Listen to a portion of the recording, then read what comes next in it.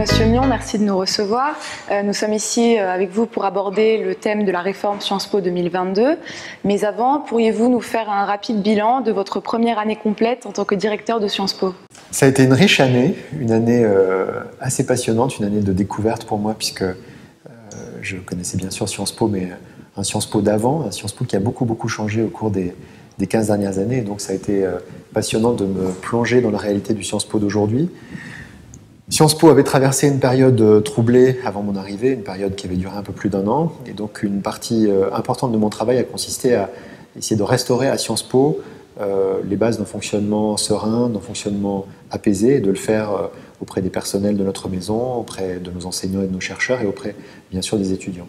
Concernant les CEP, le document parle d'un renforcement des conventions CEP. Concrètement, qu'est-ce que vous entendez par là? Qu'est-ce qui va changer pour les CEP dans 8 ans? Alors, notre programme, sauf erreur de ma part, ne parle pas de renforcer les CEP. Consolidation. Il parle de les consolider. La nuance est importante parce que ce terme de consolidation, il provient d'un simple constat, c'est que les CEP ont été lancés en 2001 à titre expérimental. Et on pourrait considérer qu'au fond, l'expérience se prolonge depuis 13 ou 14 ans maintenant, sans qu'à aucun moment on ne se soit vraiment dit, mais au fond, ce dispositif, est-ce qu'il a produit les effets qu'on pouvait en escompter? Est-ce qu'il est satisfaisant? Est-ce que nous souhaitons le conserver, l'améliorer, le modifier? J'ai pour ma part une conviction très forte sur le sujet, c'est que les CEP ont réussi leur objectif, je dirais même qu'elles ont réussi au-delà de l'objectif qui pouvait leur être assigné au démarrage. Pourquoi est-ce que je pense cela? Parce que, d'une part, je constate que, bon an, mal an, nous recrutons environ 10% de nos effectifs de première année du collège universitaire par la voie des CEP. C'est un chiffre qui est significatif. Faisant cela, nous faisons entrer à Sciences Po des étudiants qui, sans doute, n'auraient jamais réussi à pénétrer rue Saint-Guillaume sans ce dispositif. Nous les accompagnons dans leur formation au cours des premières années parce qu'il faut tenir compte du fait qu'il y a une différence de situation objective entre les lycées dont ils sont issus et ceux dont viennent nos autres candidats. Mais lorsque ces élèves se retrouvent en master et ensuite sur le marché du travail, ils se comportent de manière absolument équivalente aux autres élèves. On ne voit pas de différence entre eux et les élèves entrés par la procédure d'examen ou la procédure internationale. C'est donc le signe que la procédure de sélection CEP fonctionne, qu'elle fonctionne mieux même que ce que ces initiateurs pouvaient envisager il y a 13 ou 14 ans. Et la deuxième raison pour laquelle je pense que cette procédure a remporté des succès qui vont au-delà de ce qu'on pouvait imaginer quand elle a été lancée, c'est qu'elle a créé, j'en suis convaincu, auprès de l'ensemble des publics qui peuvent se destiner à Sciences Po, une sorte de choc psychologique. C'est-à-dire que des élèves qui, il y a 10 ou 15 ans, soit n'auraient pas du tout connu Sciences Po, soit auraient pensé que Sciences Po n'était pas une école pour eux parce qu'ils venaient d'un petit lycée de province, parce que leur famille n'avait jamais tenté d'études dans la capitale, etc.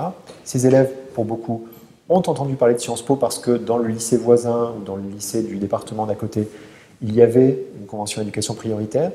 Ils ont donc pris conscience que Sciences Po avait une politique active d'ouverture à tous les profils de lycéens.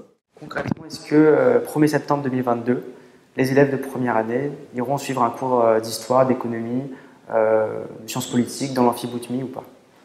Je suis incapable de vous le dire. Ce que j'espère, c'est que s'il y a encore des grands cours d'amphi à ce moment-là, ce sera avec des professeurs aussi excellents que ceux que vous avez eu, vous, en première année, qu'il y aura toujours Jean-François Chanet, Étienne Wasmer, enfin tous les gens que vous avez interviewés cette année pour l'appendice.net.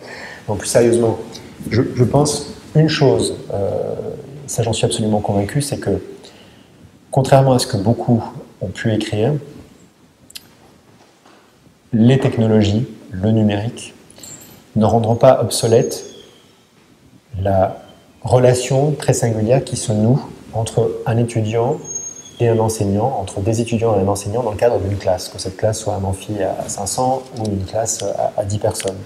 Parce qu'il se passe quelque chose quand on est physiquement présent dans un même lieu, quand on est plusieurs élèves à interagir face à un enseignant, il se passe quelque chose qui ne peut pas, à mon sens, trouver de substitution simple, totale, immédiate dans l'usage des technologies que j'évoquais tout à l'heure. Et en 2022, Monsieur Mion, serez-vous encore directeur de Sciences Po Paris? Pour moi, ce n'est pas à moi d'en décider, parce que précisément, nous l'évoquions à l'instant, il y a un processus pour la désignation de l'administrateur et du directeur, un processus qui va être rendu à la fois plus transparent et plus exigeant par les nouveaux statuts que j'évoque. Ce processus prévoit qu'il y a un appel à candidature qui sera réalisé même lorsque le directeur sortant souhaite se représenter pour un nouveau mandat. Le statut prévoit aussi une limitation au nombre de mandats qu'un même directeur peut effectuer successivement. Limitation à 2, qui peut être portée à 3, exceptionnellement, si les 2 conseils à une majorité qualifiée le décident. Et donc, ça n'est absolument pas à moi qu'il appartiendra de décider si en 2022, j'ai vocation à être là ou pas. C'est très très loin, 2022. Il est difficile de me projeter à cet horizon.